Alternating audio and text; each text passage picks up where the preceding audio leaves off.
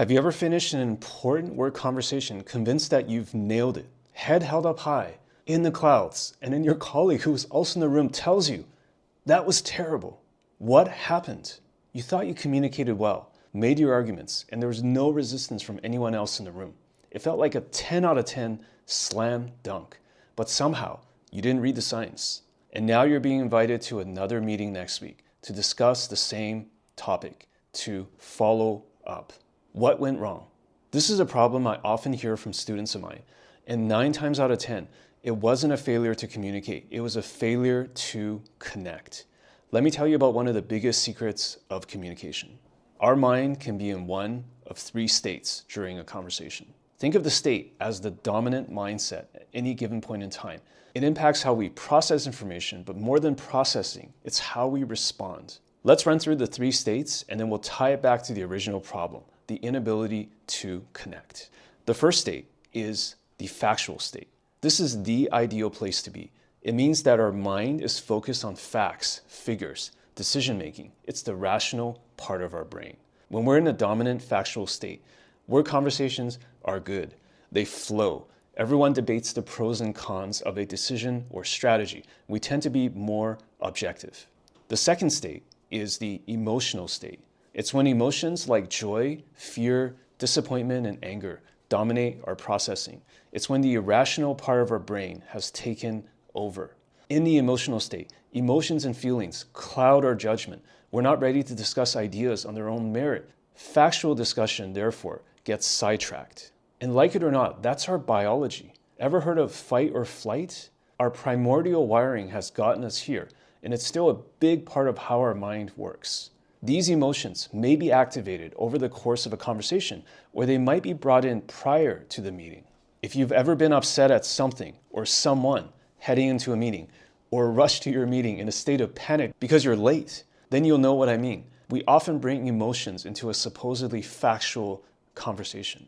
The most dramatic but real example I can recall is having to fire someone on my team. I've just had a tough conversation with them, and now I'm walking into another meeting to discuss some new topic. As you'd expect, I was not 100% on my game in the follow-up meeting because I was still thinking about the tough conversation I just had with my team member. It happens to the best of us. We have to be aware of it. The third state is the identity state. Our sense of identity, or who we are, can dominate the conversation and how we respond.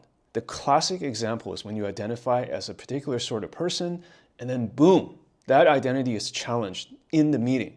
So let's say you're a trained software engineer, and then someone tells you, James, you're a terrible engineer. Of course you'd react to that. You're human. Or you identify so strongly with a cause or movement, and that association is now somehow challenged or threatened. We spend our efforts trying to prove to others why we fit into that identity. No, I'm actually a good software engineer. We have something to prove. We might even get emotional, and that's when things go south. So, back to the communication problem. It's not that we're not making good arguments. I'm sure you're making great arguments. Rather, what's happening is that everyone in the meeting, you, me, them, can be in one of these 3 states at any given point in time. And when we don't match, we are not connecting.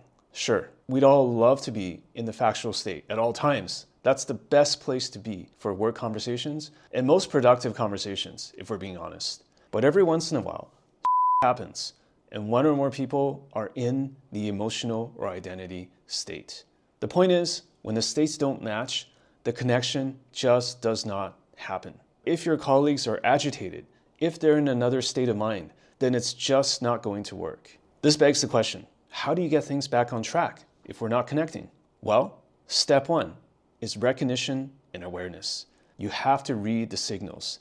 You have to see the situation for what it is. Who is actually emotional and who is factual? You have to also get out of your own head and focus on the reactions of those around you.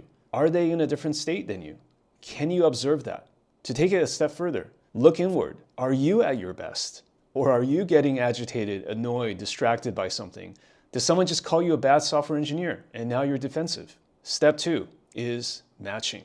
Either you have to go to them and match their state, or they have to come to you and match yours. There's a million ways to do this, some direct, some indirect. It really depends on the dynamics of the meeting and your relationship and communication style with your colleagues.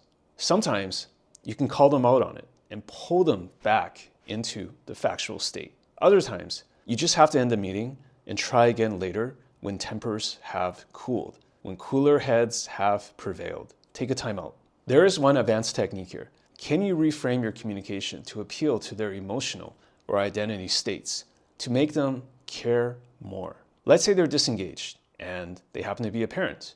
Can you appeal to their parental instincts in your message? Fundamentally, it's about finding that common ground and building the connection on that. And that's the biggest challenge of communication. Can you connect? And can you see the science? This is exactly why AI will not solve our deepest communication problems. Our EQ, our ability to analyze and change our communication strategy on the fly, that's the real value. The real value is recognizing that maybe just for today, we need to take a time out and talk about this thing some other time. This makes all the difference. Hey, we're not robots, we're human. As humans, we need to connect and not be lectured to. Focus on connection, see the problem, deal with the problem, observe what's actually happening, and you will be a great communicator. Let's face it, nobody cares about how fancy your vocabulary or speech is. Life is not a TED Talk. No, what's actually important is your ability to detect and connect. Thanks for watching.